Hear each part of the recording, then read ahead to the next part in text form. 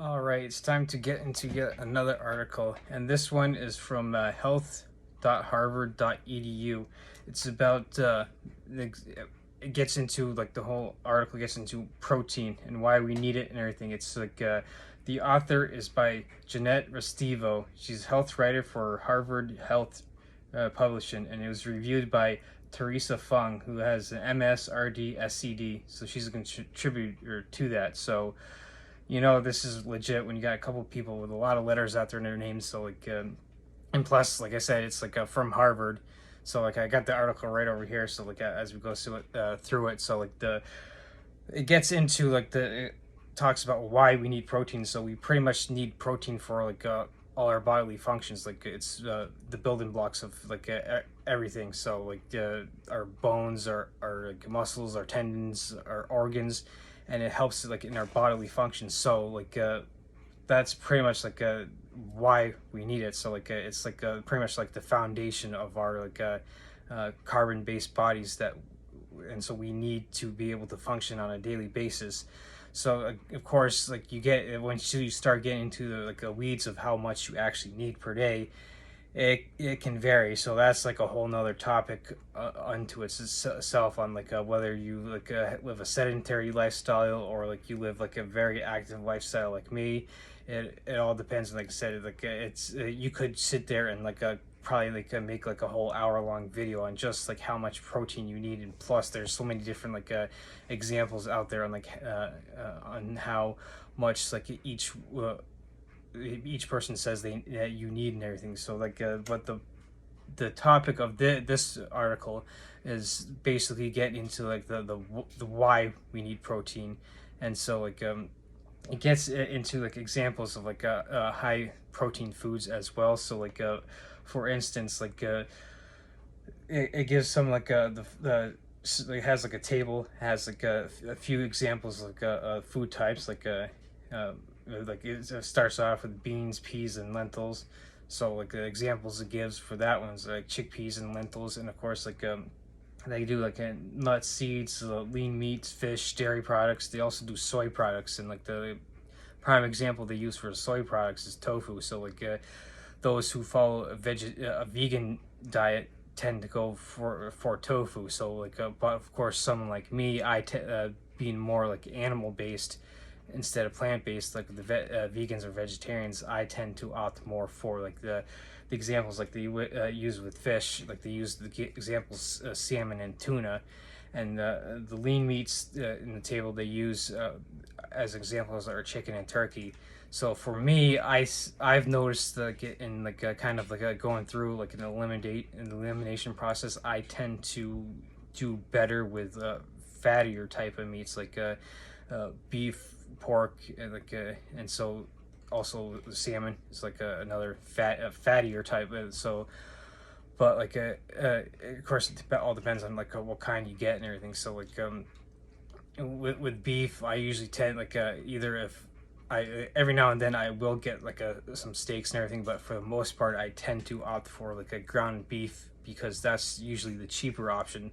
So when it comes to that, I usually tend to gravitate more towards the 80% lean instead of 90% lean, so I can get that a little more fat and everything. So like, and of course I've gone into like an example of like using fat and carbs as like putting fuel on the fire, like carbs as like kindling and fats as like the logs that you're putting on the fire. And so that's how we help burn our furnace, our body. So but like and I've used examples like that before. So like but like with protein also, like with this article, like it also goes in like why we want to eat like a variety of different types of meat. And like and it does pose the question like should I get my protein for animal or plant sources.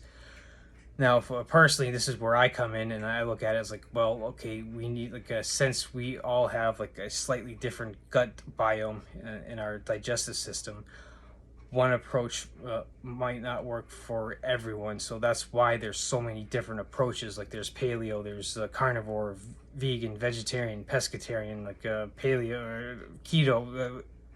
So this is why, like I say, like the elimination process is that you cut out foods like for instance, like the first step is obvious step is cutting out things like soda, fast food, and like the potato chips, and like the fruit juices, which pretty much are just like sugar water.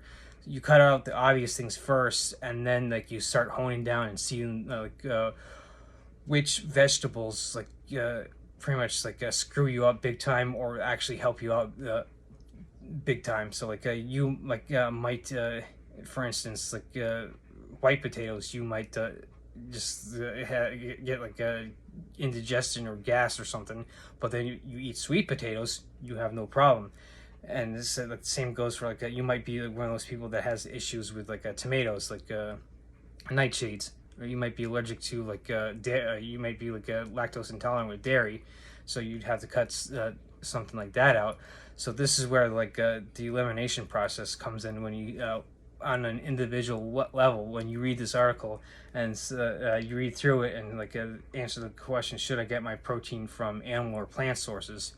Now, for me, I'm more biased towards animal sources because I tend to do a paleo type of more of approach. So like I said, my primary meats are pork, salmon, and beef and everything. Whereas someone who might be vegetarian or vegan might find other sources. The vegan might find well, hey, look, I need a tofu or a plant-based protein powder to help with the protein intake and everything. The vegetarian might eat a lot of eggs and everything. So it all depends on your approach as an individual. So like I said, getting into this article, you'll see how you need to gear your nutrition to you yourself individually. So it also goes into the benefits of a higher protein diet. So now getting back to like I said earlier with the concept of finding out how much you need and everything, the three different stages I've seen that I've come across are some people say you need 0.7 to 0.8 grams per pound of body weight. Some say 1 gram, and then there's others that state 1.5 to 2 grams per pound of body weight. So someone who's like me, who's sitting at 160 pounds, if I were to eat 2 grams of protein a day, 2 grams per pound per day, that'd be 320 grams of protein. And even being as active as I am right now with getting strength, I usually do strength training before I go into work, and then I get cardio done after work. I find that even that is a little too much for me. So the 1 to 1.5 grams seems to be the good range for me. So again, of course, you have to sit there and take okay, well, he's talking about this in conjunction with the article and everything.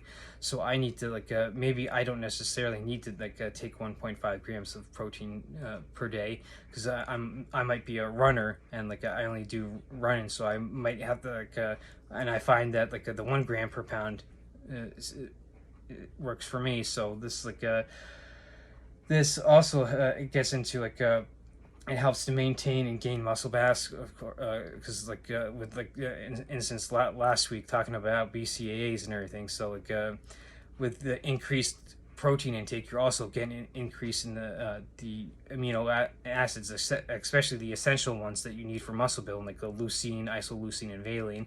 So of course you you could also benefit from the supplementation. So that's not, of course, it might not be necessary, but it's something to look into. So and like I said last week, I'm biased against supplementing with BCAAs, but I'm kind of working toward against that bias by taking BCAAs on my lifting days to see if that actually does help and everything. So being aware of that bias for myself, like I said last week, I'm working against it to see if I can be proven wrong.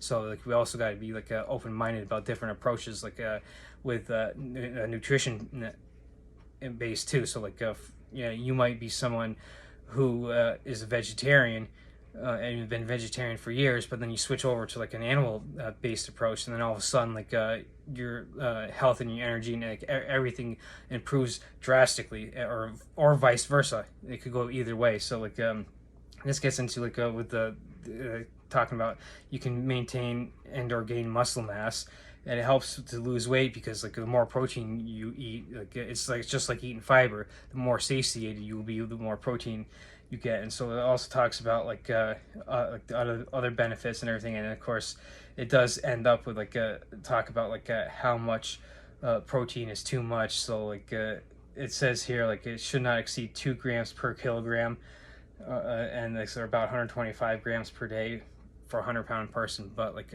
again, I tend to like consume roughly about 225 grams of protein a day right now, but I'm pretty active with doing both strength training and cardio most days. So like it's one of those things you got to take this information, be like, okay, here's like this information, what this article is saying, how do I apply this to myself and everything. So like I'll link this article like into the comments and everything, so that way people can actually get into like to it and read it themselves.